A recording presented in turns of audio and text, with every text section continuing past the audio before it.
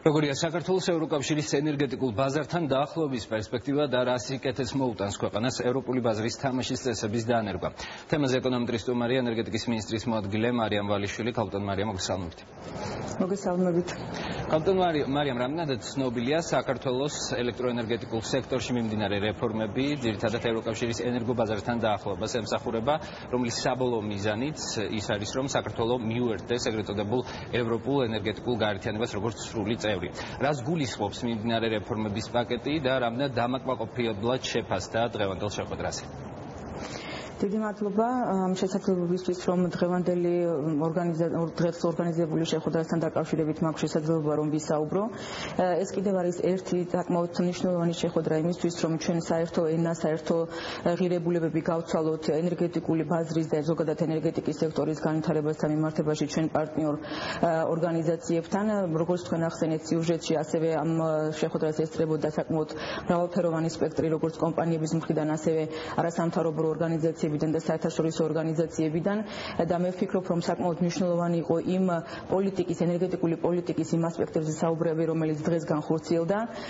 კონცენტრირება ბუნებრივია იყო ელექტროენერგეტიკულ სექტორში. თქვენ მოგეხსენებათ, რომ საკმაოდ დინამიური არის ენერგეტიკის სექტორი, ზოგადად ეკონომიკის საკმაოდ დინამიურ სეგმენტს წარმოადგენს და ბუნებრივი არის, ყოველთვის საჭირო არის ახალი რეფორმის, ახალი ხედვების ჩამოყალიბება, იმისთვის, რომ უფრო ეფექტური იყოს მუშაობა ყველა იმ კომპანიის, რომელიც ამ დარგში მოღვაწეობს და ზოგადად სექტორის ეფექტურობა განისაზღვრება სწორედ იმ დინამიურობით და შედეგებით, რომელიც სექტორში დაიდება ხოლმე. დღევანდელი შეხვედრის მიზანს წარმოადგენდა სწორედ მაღალი დონის პოლიტიკური დიალოგი, თუ რა პერსპექტივები გააჩნია და რა ამოცანები აქვს ენერგეტიკულ სექტორს, საქართველოში ელექტროენერგეტიკულ სექტორს და ბუნებრივი არის ამ სტრატეგიაში აუცილებლად მოიაზრება ის ამოცანა, რომელიც გულისხმობს საქართველოს გაერთიანებას ენერგეტიკულ გაერთიანებაში.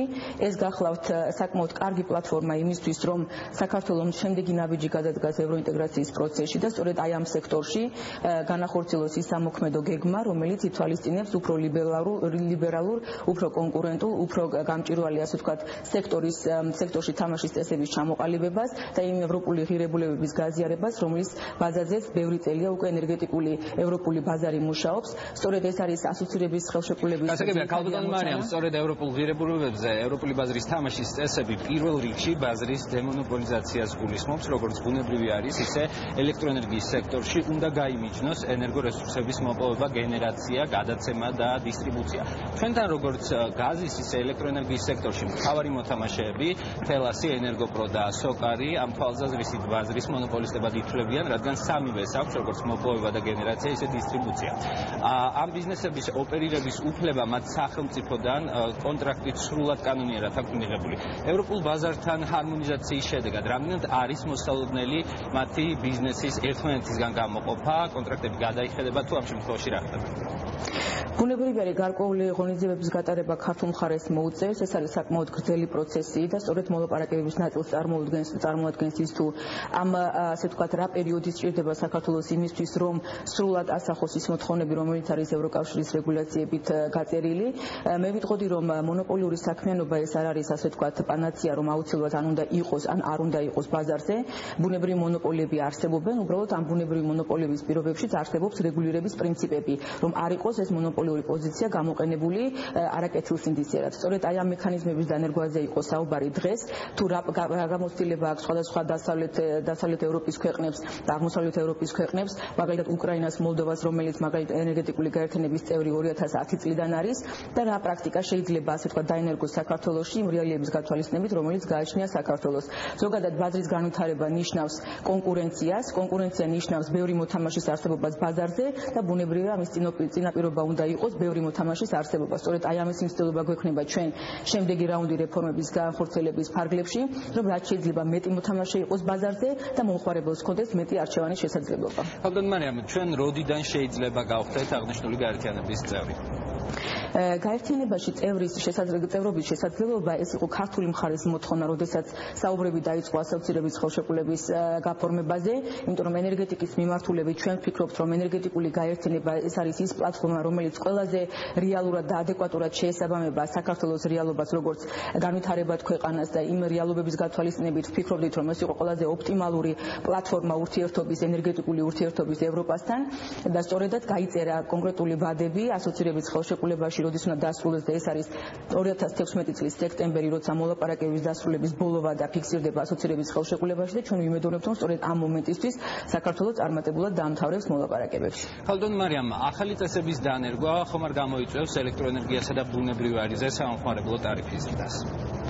მე ვიტყოდი, რომ შედეგის და მიუხედავად არის გარკვეული ღონისძიებები, რომელიც ყველა ვარიანტში უნდა განხორციელდეს ელექტროენერგეტიკის და გაზის სექტორში.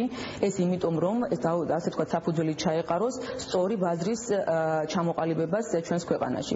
ამიტომ შესაძლებელი არის ამისი შედეგები ბუნებრივი გარკვეული ანალიზის შედეგად დაიდება, მაგრამ მე მინდა ვთქვა, რომ გრძელვადიან პერსპექტივაში ეს არის ის აუცილებელი ნაბიჯები, რომელიც ხელს შეუწყობს ზოგადად ენერგეტიკის სექტორის განვითარებას, ინვესტიციების მოზიდვას, ფინანსურ მდგრადობას ამ დარგისას და შესაბამისად ეს ყველაფერი აუცილებლად დადებითად აისახება თითოეულ მომხმარებელს.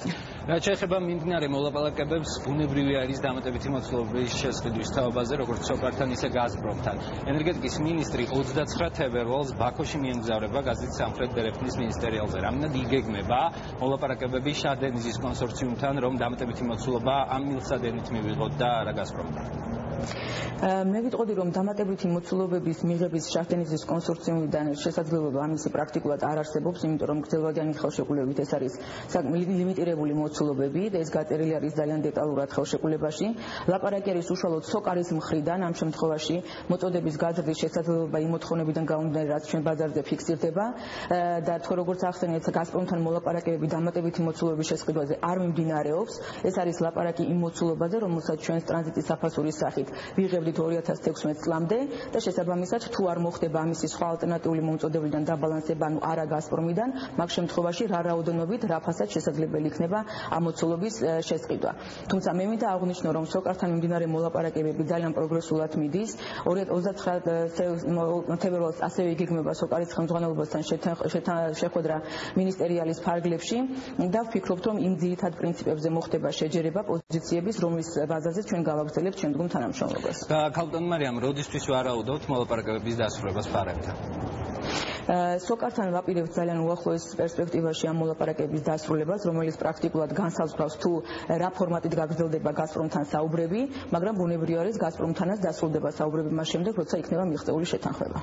ძალიან დიდი მადლობა. მარიამ ვალიშვილი, ენერგეტიკის მინისტრის მოადგილე იყო ეკონომეტრის დღევანდელ